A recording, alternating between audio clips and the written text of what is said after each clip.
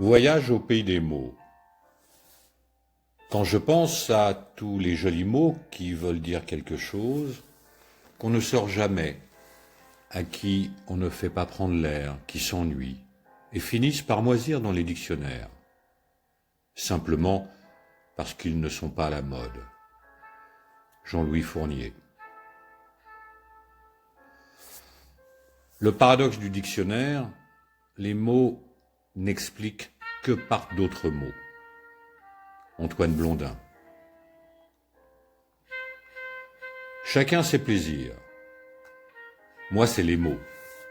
J'essaye, avec des mots, de faire apparaître des moments, des visages, des fragments d'existence. J'ai toujours eu ces goûts-là. Mettre des mots à côté des mots, sérieusement, soigneusement, en cherchant le plus court chemin d'un point à un point-virgule. Georges Hyvernaud.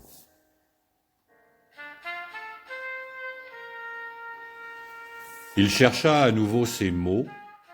C'est l'inconvénient avec les polytechniciens. Ils reviennent certes un peu moins cher que les énarques à l'embauche, mais ils mettent davantage de temps à trouver leurs mots. Michel Houellebecq. Elle gardait les mots en elle comme s'ils étaient rares. Nous conjuguions le silence, elle et moi. Regard, geste, soupir, en lieu et place de sujet, verbe, complément. Grégoire de la Cour.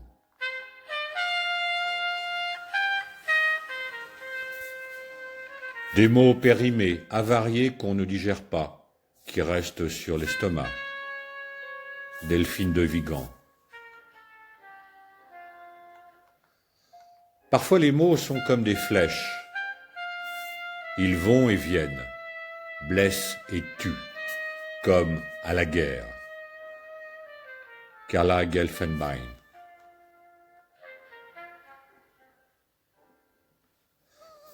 La femme en colère se tait toujours d'abord.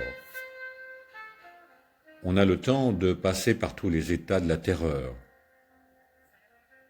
car on ne sait pas par où ni comment ça va éclater, si sera en mots, si sera en cris, si sera en coups. Raphaël Bildou.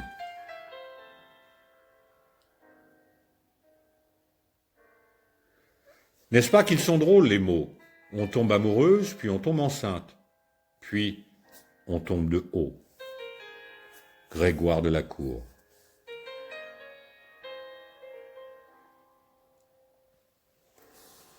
Si tu y réfléchis, tu conviendras que toutes les histoires du monde se limitent finalement à 26 lettres. Les lettres sont toujours les mêmes. Seule leur combinaison change. À partir des lettres, on forme des mots. À partir des mots, des phrases. À partir des phrases, des chapitres. À partir des chapitres, des histoires. Michael Ende.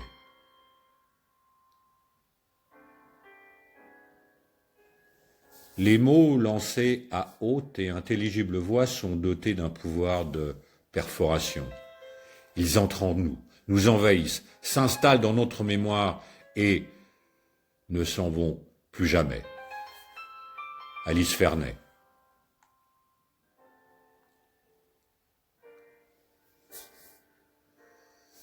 Et les mots qui sortent de ma gorge, je ne les connais pas. Des mots qu'on a plantés là, des mots qui me font mal et qui m'étouffent.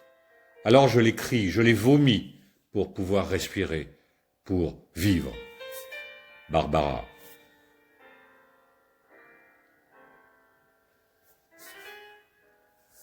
Personne n'a songé à te dire que la parole sert parfois à trouver les mots, à les sortir de leur cachette afin qu'ils nous aident à nous révéler à nous-mêmes.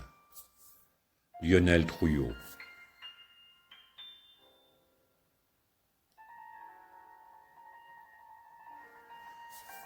J'étais enceinte jusqu'aux dents de tous les maux de l'amour, et je ne pouvais plus accoucher d'un seul. Marguerite Duras.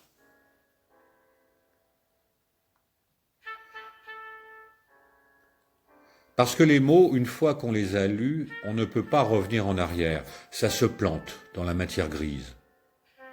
Les mots sont les racines des arbres de nos pensées. Et nul ne peut savoir jusqu'où ils vont grandir. Et ici, un arbre ne donnera pas un jour une forêt. Maxime Chatham.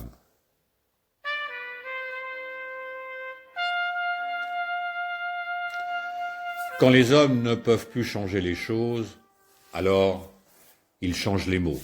Jean Jaurès.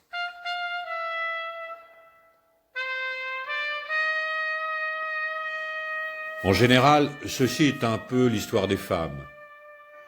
Elles en sont toutes là. Elles repoussent les choses, mais habillées les choses de mots, elles les acceptent.